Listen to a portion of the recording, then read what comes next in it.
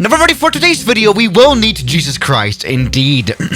Yeah, hey guys, welcome back to the channel. In today's video, we are back in the city of Rio de Janeiro. Welcome to the beautiful Brazil. And while we're not here for no reason, we're here, of course, for the Santos DUMONT airport, which is not hard to find. I mean, it's right here. It's in the middle of the city. Let's approach it now. Luckily now, we are in a CRJ, a plane that's not too big. Right. I mean, look at this airport. Let's try this now.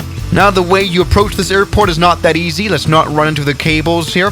That would be very nice. Let's try to, come on, turn left now. And the very short runways of the Santos DUMONT airport are coming up right here. Oh my God, what a turn. All right, my friends, I'm almost stalling out. Let's now land smoothly. Looking good. 40, 30, 20, 10. Alright, that's been a proper landing. Let's go ahead and stop the airplane now. Looking good. Yes, there we go. A proper landing here. Pretty much in the middle of the city. Yes, everybody. Welcome back to another episode of checking out airports that should kind of be closed, but aren't for some reason. Here we go.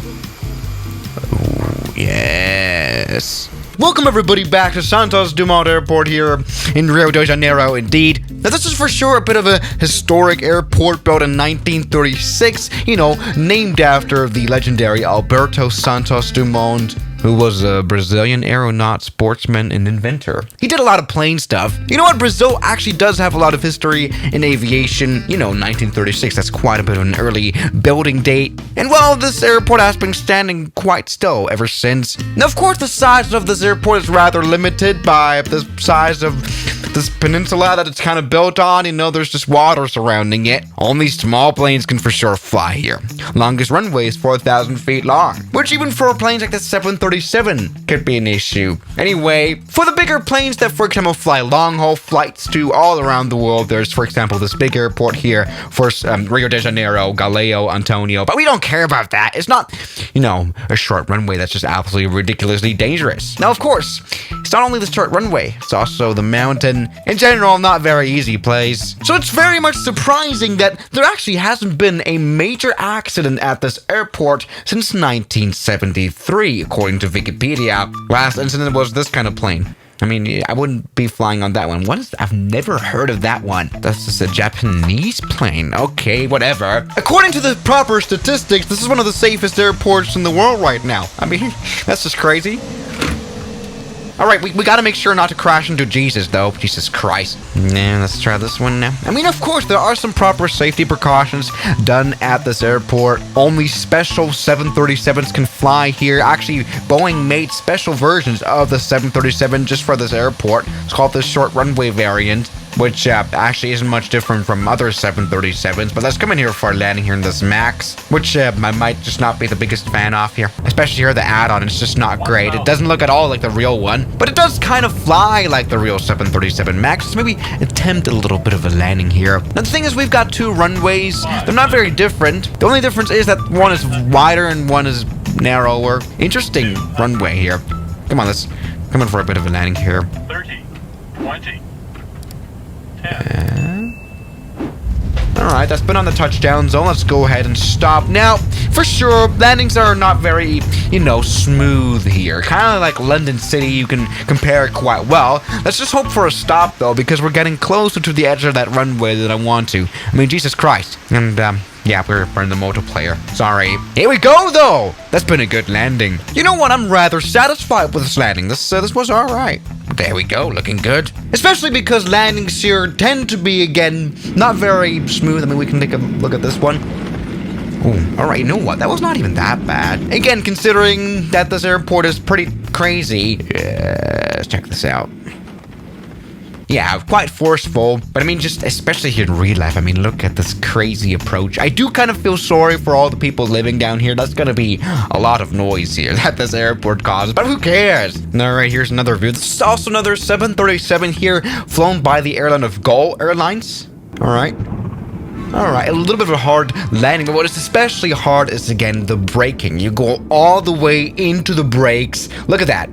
Wow, that is some proper reverse thrust right there. Yes, full strength of the airplane. There is another view from inside of the airport building. Oh, Alright, that was a bit of a butter landing. Yeah, we can see for sure only the expert pilots of these airlines fly here. This was actually done before the touchdown zone actually starts. Landing as early as possible. Great one. Now, the few airlines that do fly here are pretty much the major Brazilian airlines. Azul Airlines, Gol again, Latam, and Vopass. Nah, I've never heard of that one, though. And both of these airlines connect this airport to all the other major airports here, especially in Brazil, that, you know, the A320s and 737s can fly to. But now, I wanted to move a little bit of a step forward. By the way, we have kind of entered the water. Anyway, can we try landing some bigger planes here? Let's do that. All right, I do want to fly the 767 again. We've got some cable car. Sorry, it's not crashing to those.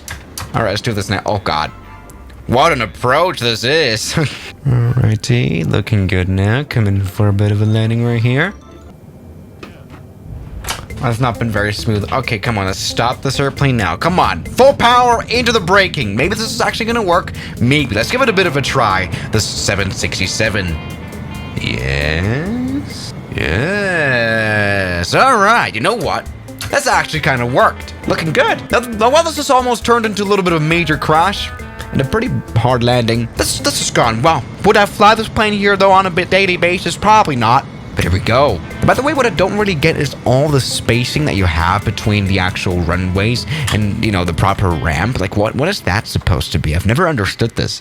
Can anyone tell me? I mean, you could probably fit like 3 runways here of the same length, so that wouldn't make any sense. Anyway, a bigger plane is now needed, everybody. Welcome aboard, everybody, the butter machine. Now, we're coming in a little bit fast for this approach. Come on, now make it to the... Oh, my God. It's just the size of this airplane. You know, it's not very agile at all. Like, this, you know, turn approach is never possible. Just absolutely stupid.